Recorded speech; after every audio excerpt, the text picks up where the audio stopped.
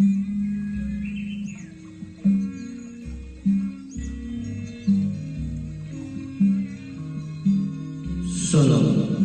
Rahayu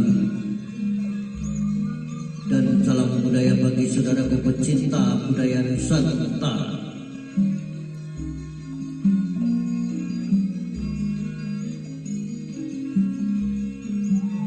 Kali ini kami akan mengangkat sebuah kisah karya Abror Supi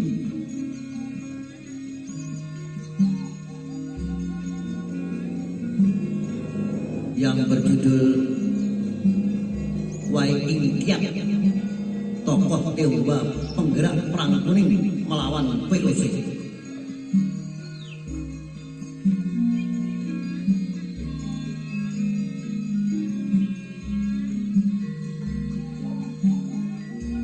Wai Ing Kiat adalah seorang Tionghoa yang menjadi tokoh sentral dalam perang kuning pada tahun 1741 hingga 1743. Dalam perang itu ia mengorganisasikan laskar Tionghoa, Jawa dan para santri untuk menyerang VOC. Perjuangan melawan bangsa penjajah masih dilakukan Wai Ing Kiat hingga akhir hidupnya pada tahun 1750.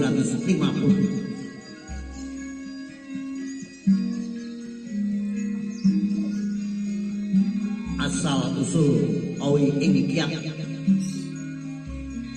Wai Ing Kiat adalah seorang saudagar kaya keturunan Tionghoa yang memiliki banyak kapal di pelabuhan Lasem, Jawa Tengah. Apabila ditelusuri asal usulnya, ia adalah keturunan Binaun Aum, seorang pujangga di Campa yang datang ke Nusantara bersama armada Laksamana Cenggung mendarat di Lasem pada sekitar abad ke-15.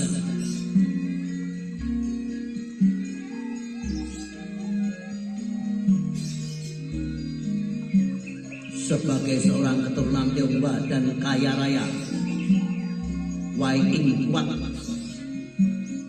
dikenal sangat dermawan terhadap penduduk pribumi di wilayahnya. Diangkat menjadi adipati di Lasem. Wai Ing Kiat diketahui sangat loyal terhadap adipati Lasem, Raden Sasongko Tejakusuma yang kelima, dan dekat dengan kalangan keluarga Ningrat di wilayah tersebut. Karena itu pula ia berteman baik dengan Raden Panji Margono, putra Tejakusuma V.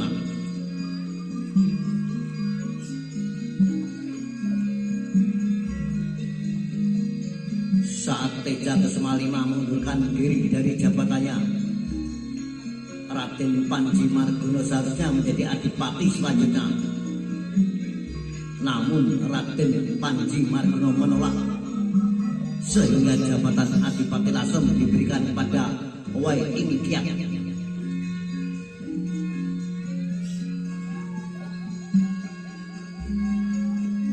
Pada tahun 1727, Wai Ing Kiat dilantik oleh Paku Buwono II dari Mataram sebagai adipati Lasem dengan gelar Tumenggung Wijaningrat.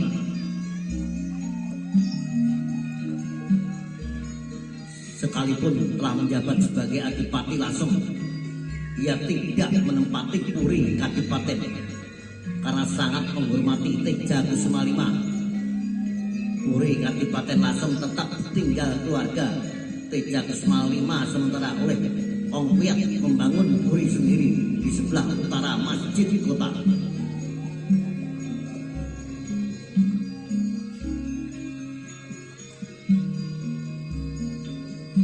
Membantu pelarian Tionghoa mengenai pandangannya terhadap Belanda, Wai Ing Kiat menaruh kebencian mendalam atas praktek monopoli perdagangan dan intervensi politik yang dilakukan kepada kerajaan Mataram Islam ketika terjadi geger Pacinan Batavia pada tahun 1740. Banyak orang Tionghoa yang melarikan diri ke Lasem.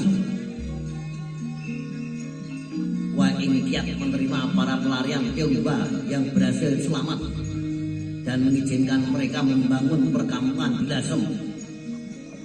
Bahkan Adipati juga mempekerjakan sebagian dari mereka dalam proyek normalisasi sungai.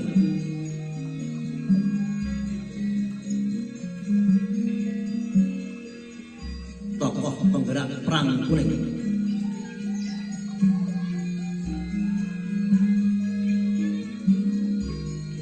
Ketika Belanda mulai mengkikis teritorial dan kekuasaan di Lasem, Wai Ingkiat diam-diam menggalang kekuatan yang terdiri dari penduduk pribumi dan pelarian Tionghoa dari Batavia untuk melawan.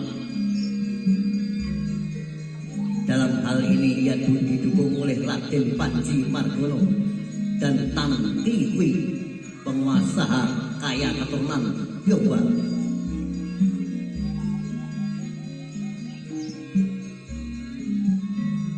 Wai Ingkiat mengorganisasikan serangan melawan VOC di Jepara, Juwana, dan Rembang yang kemudian dikenal sebagai Perang Kuning.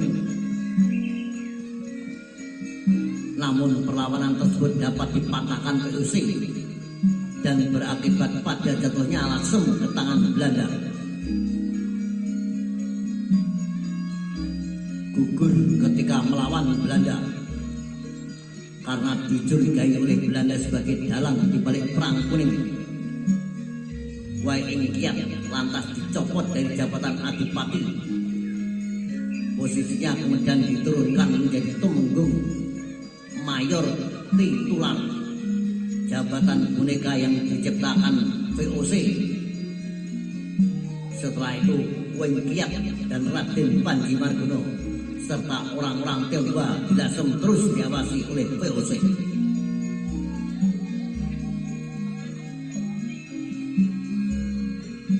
Meski berada di bawah pengawasan Belanda, semangatnya untuk memberontak bangsa penjajah tidak pernah padam.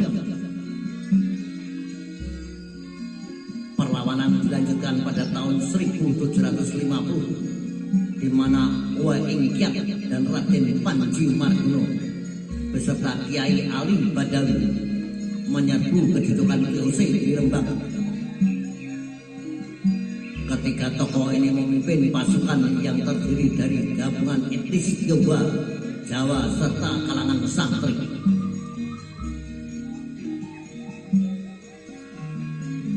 Namun Wai Ingkiat gugur dalam pertempuran di layur Lasem Utara.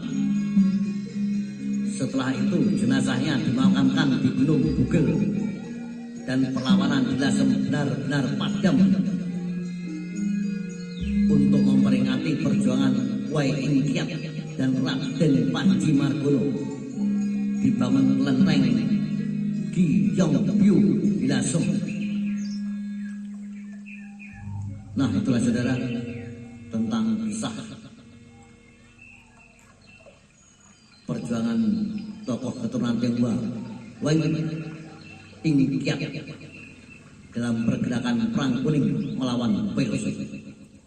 Salam Rayu, salam budaya, sampai jumpa.